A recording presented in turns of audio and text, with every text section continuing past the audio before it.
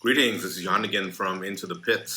If you like my videos, drop me a like below and also follow me on Instagram and TikTok. Today we're going to get a bit heavier. I'd like to discuss one of the most influential albums, in my opinion, of the first wave of death metal from Florida. And probably my favorite album of this band. I think they've never quite reached that quality again, in my opinion, as songs and sound are just perfect on this album. Totally. We're talking about Obituary's Cause of Death. Now let's first start with the amazing cover artwork of Michael Whelan.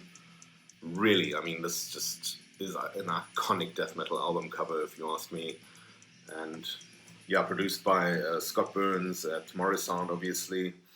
There's a cover song on here, Circle of the Tyrants, covered from Celtic Frost.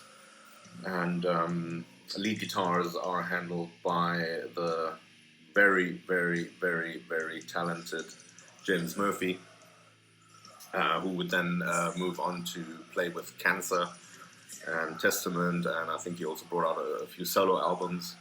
He also had his own death metal band called Disincarnate. But yeah, this album here is just, there's no filler, it's just all killer. I mean, from Infected to Body Bag, Chopped in Half, Dying, Find the Arise, Cause of Death, Memories Remain, Turned Inside Out. This is just, for me, classic, old school death metal. And this band grooves and wow, shakes out a million catchy riffs. It's just really, what more can I say? I mean, this is definitely my favorite Obituary album. I think the end of the follow-up, Incomplete, was okay. It was cool. The debut is obviously great. Later on, they did a few albums that were a bit different. I did kind of like World Demise, although it was a bit of a departure.